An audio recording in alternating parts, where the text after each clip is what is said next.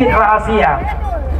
Ada teman saya yang mengatakan, kenapa Refli Harun kok sentimen dengan PIK 2? Kenapa Refli Harun sentimen dengan Aguan? Saya katakan, saya tidak sentimen dengan siapapun.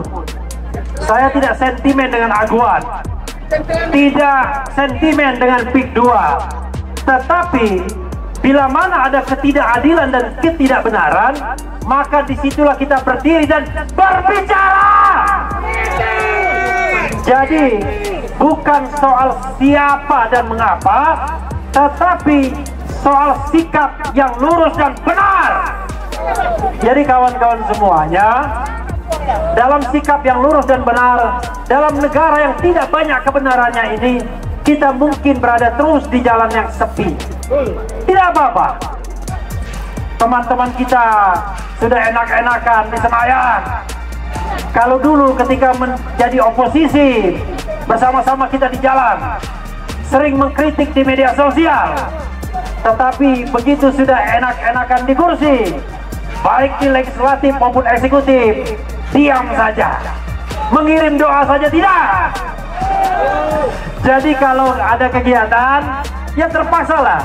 Yang saya undang adalah Edi Mulyadi, Said Didu, Marwan Batubara.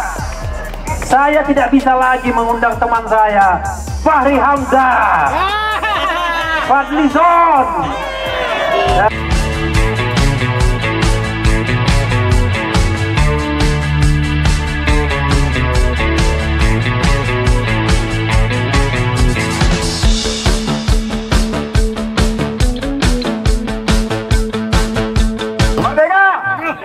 Manusia merdeka. Manusia merdeka bukan cuma saya Didu, tapi kita semua seharusnya, betul ya? Jadi kali ini saya Didu menggunakan hati dengan hati. Wah, lewat hatinya dia menyentuh hati Airlangga Hartarto. Katanya tadi Airlangga Hartarto menjadi rusak karena dekat-dekat dengan Jokowi. Jadi siapa biang masalahnya? Biang masalahnya siapa? Tangkap, adili, ya. Di ujung tadi saya Didu mengingatkan bahwa presiden kita sekarang namanya Prabowo Subianto. Jadi buat Airlangga Hartarto, bekerjalah untuk Prabowo Subianto, betul nggak? Menteri-menteri lain bekerjalah untuk Prabowo Subianto, betul nggak? Supaya tidak lagi bekerja untuk Jokowi yang masih sibuk cawe-cawe kagak buku, ya.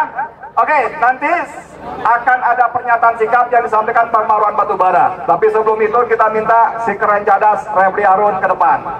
Naik ke panggung. Refli Harun, Allahu Akbar. Sambil menunggu Refli ke atas, ini kita ucapkan terima kasih kepada jawara-jawara kita. Lihat tuh pimpinannya walaupun di atas di atas kursi roda tetap semangat. Hidup Kang ya. Belakangnya ada Jenderal Kumis, Majen Sunarko.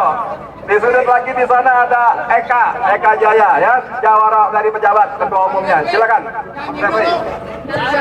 Ganas. Nyanyi dulu. Iya. Ganas, saya ganas. Ganas. Woi.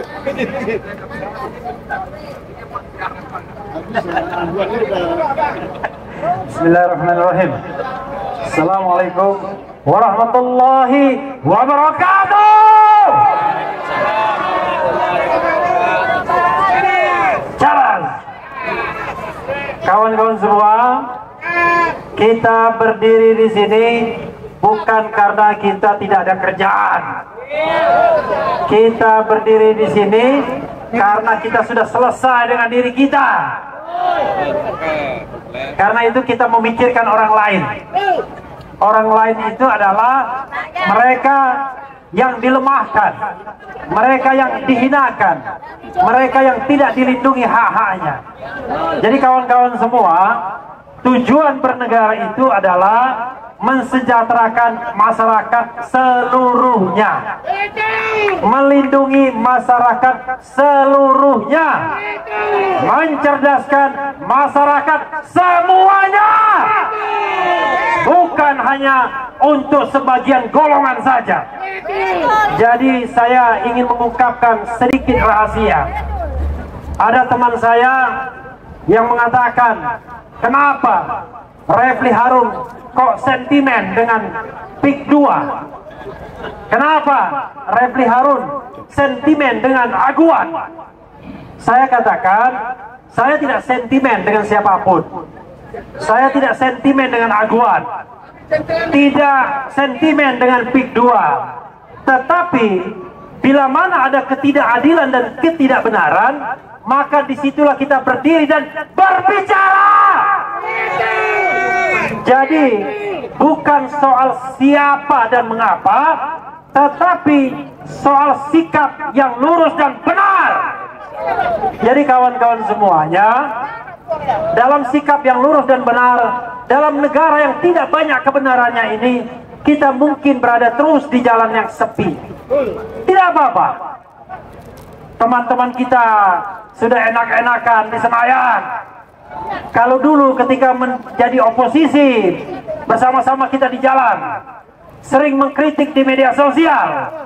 Tetapi begitu sudah enak-enakan di kursi, baik di legislatif maupun eksekutif, diam saja, mengirim doa saja tidak. Jadi kalau ada kegiatan, ya terpaksalah. Yang saya undang adalah Edi Mulyadi, Said Didu, Marwan Batubara. Saya tidak bisa lagi mengundang teman saya Fahri Hamzah, Fadli Zon, ya, karena mereka sudah menjadi bagian dari kekuasaan dan agak enak hidupnya sekarang.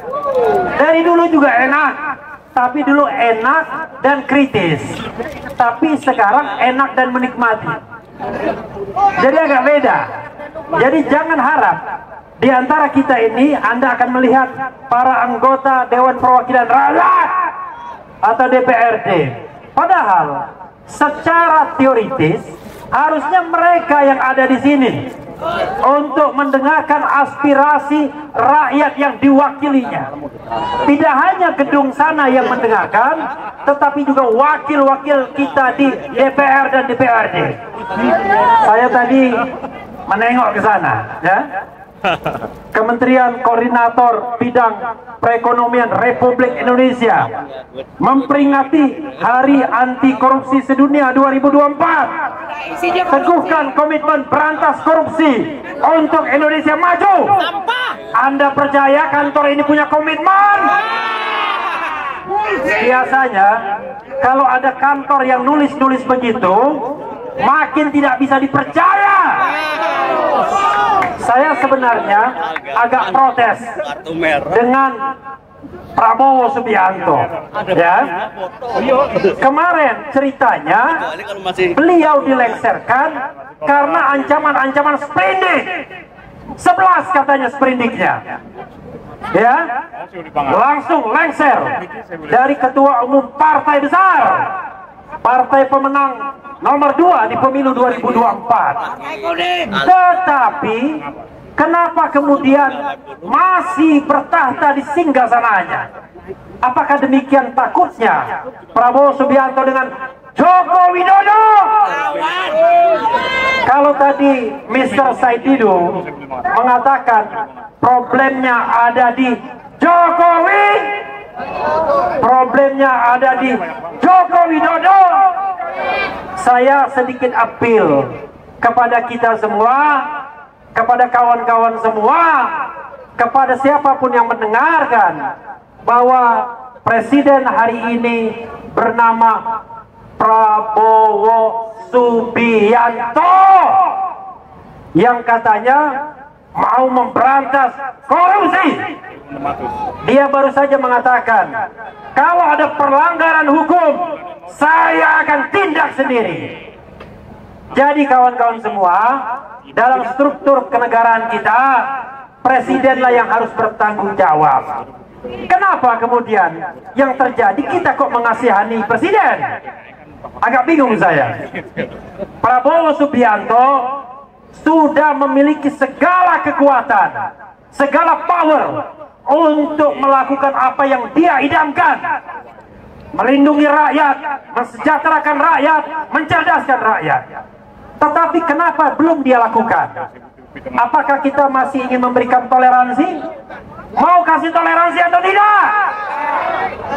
Masih toleransi atau tidak? Secara teoritis harusnya kita tidak bisa berikan lagi toleransi karena dia sudah berkuasa.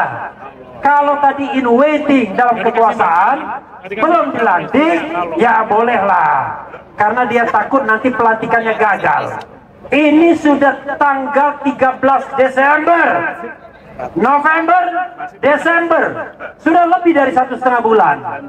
Apa saya yang salah ya? Saya tidak merasakan ada pergantian kekuasaan. Sepertinya masih yang lama penguasanya. Prabowo masih di bawah bayang-bayang Jokowi. Jokowi di bawah bayang-bayang 9 naga.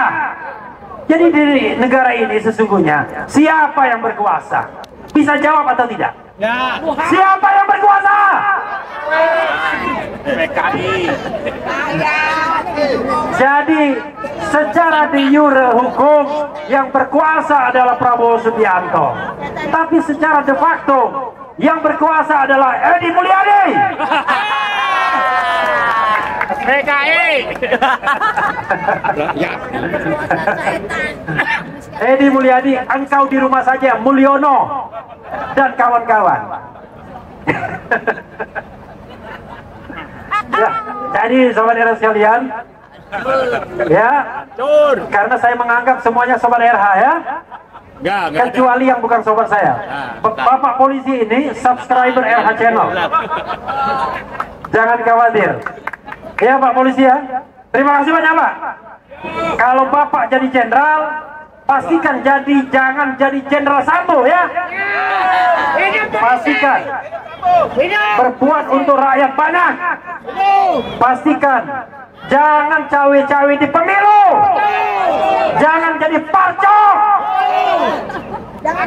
Parcok itu adalah partai coklat yang biasa kita makan. Ketua umumnya yang mulia Joko Widodo. Jadi kawan-kawan semuanya, kita di sini memperjuangkan kepentingan masyarakat. Ada cara berpikir yang salah dari penguasa. Jadi kawan saya itu mengatakan, kan enak kalau nanti PIK itu seperti Singapura, kita bisa bangga. Kawan-kawan semua, Singapura seperti itu adalah satu kesatuan negara.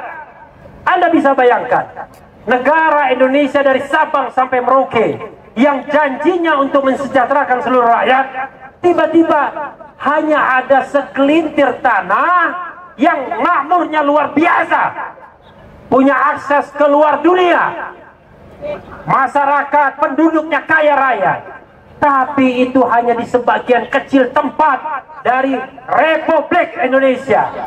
Itu bukanlah cara bernegara yang benar.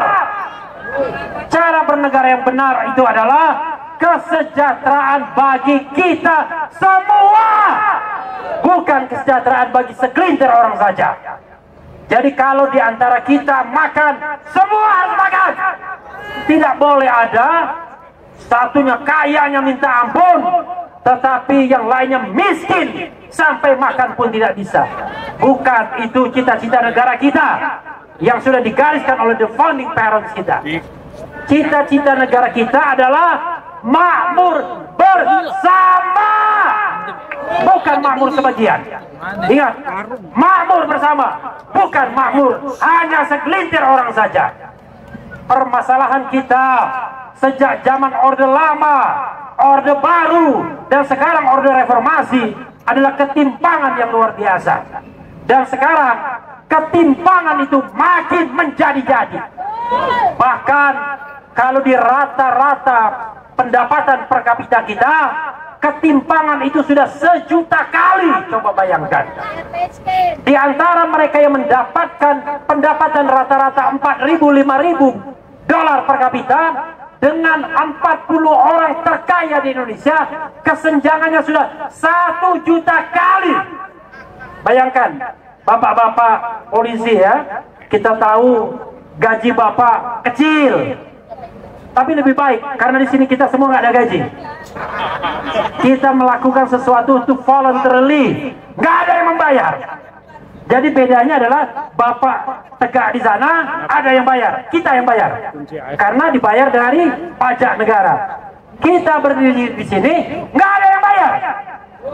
Kita swadaya. Ada yang dari Banten, dari Bandung, yang namanya Rizal Fadila. Mana Rizal Fadila? Rizal Fadila kalau ada orasi seperti ini bolak-balik naik travel, nggak ada sponsor, makan pun sudah susah dia sekarang karena uangnya untuk naik travel. Tetapi kita bahagia karena kita sudah selesai dengan diri kita masing-masing. Oh, ada azan, saya sengaja memang. Makasih.